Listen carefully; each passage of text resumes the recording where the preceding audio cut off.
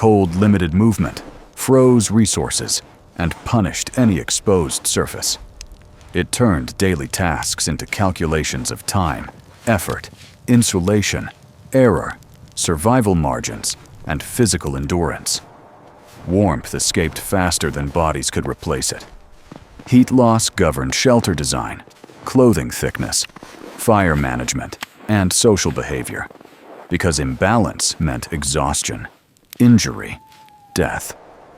Geography controlled materials, shelter forms, and seasonal movement. Plains offered earth and hides. Forests provided timber. Coasts supplied snow or sod, shaping solutions long before winter. Short daylight reduced activity windows and limited heat generation.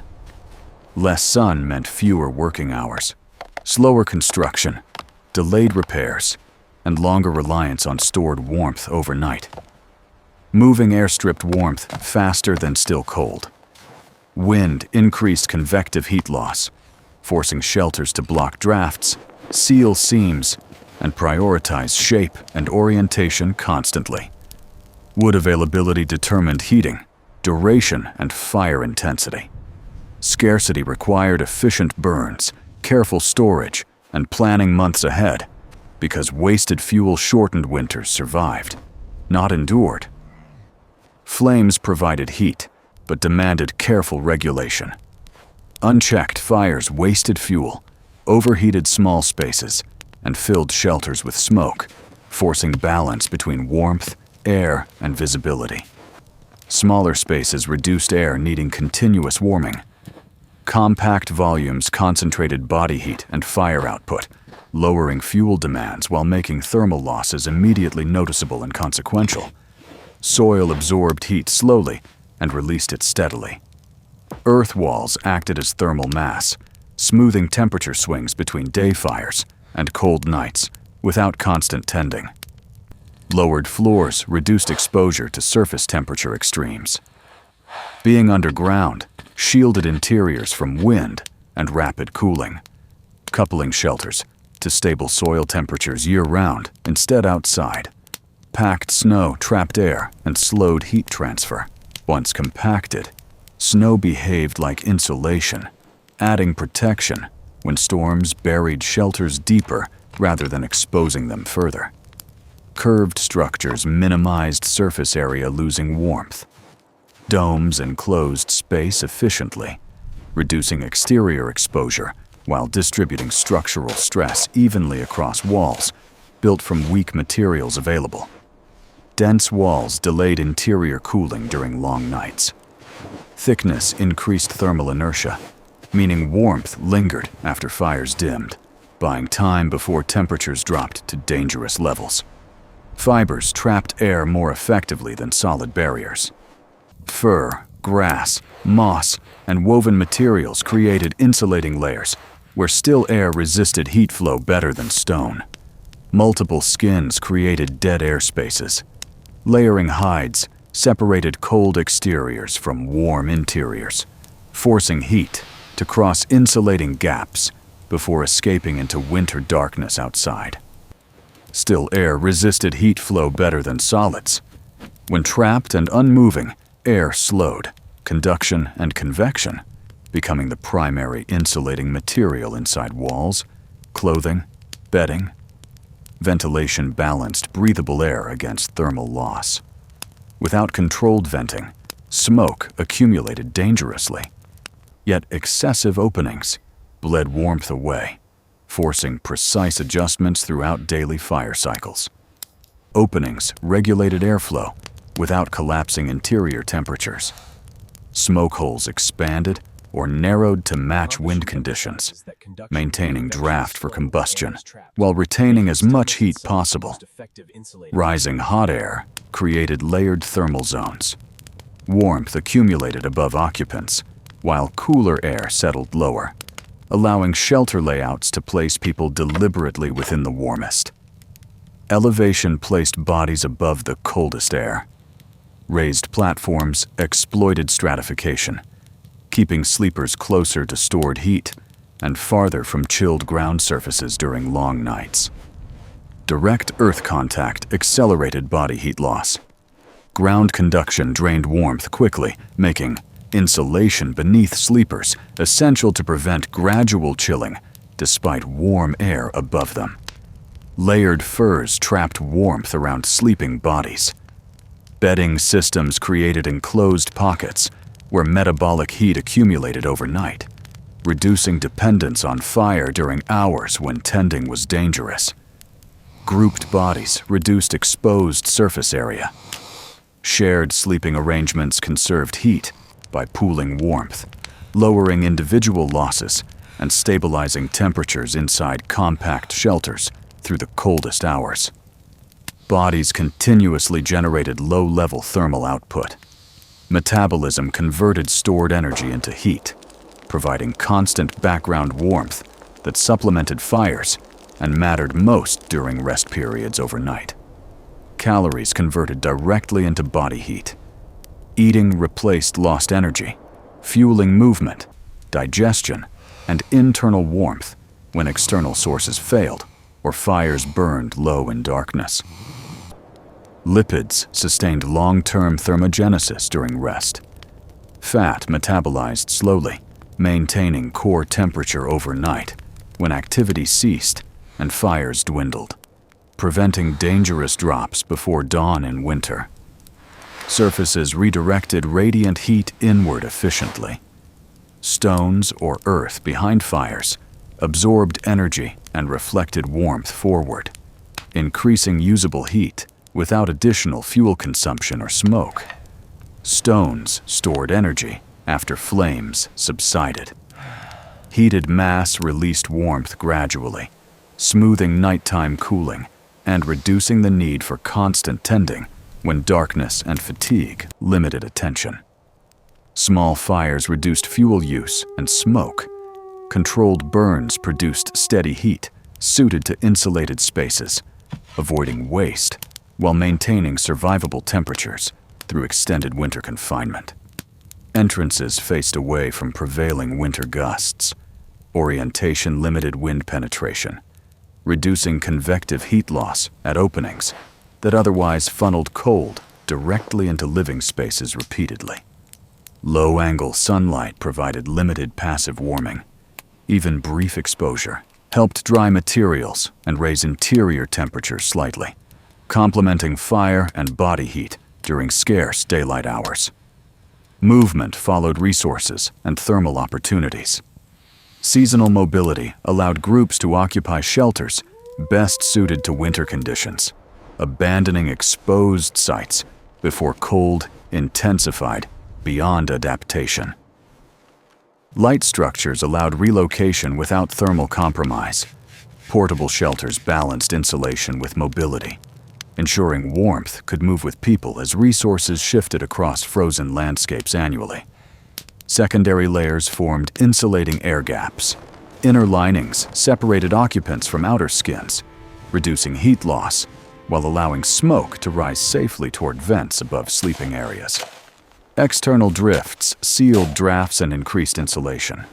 Banked snow blocked wind at ground level, thickening walls seasonally and improving thermal performance without additional materials or labor. Wet materials conducted heat away rapidly. Moisture collapsed, insulating air pockets, increased conduction, and turned clothing, bedding, and walls into pathways for cold during winter nights. Keeping insulation dry preserved its effectiveness.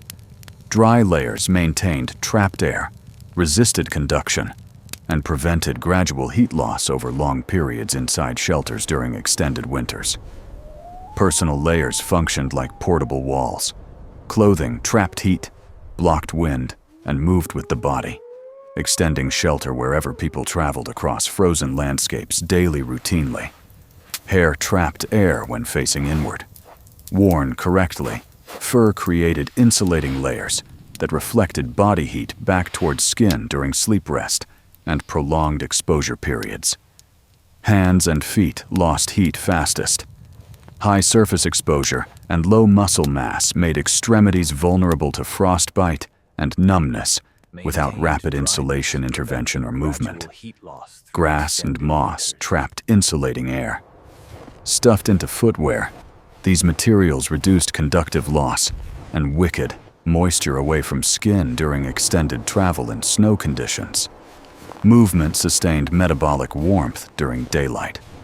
Work, walking, and maintenance generated heat, offsetting losses caused by wind and low temperatures when fires were insufficient or unavailable.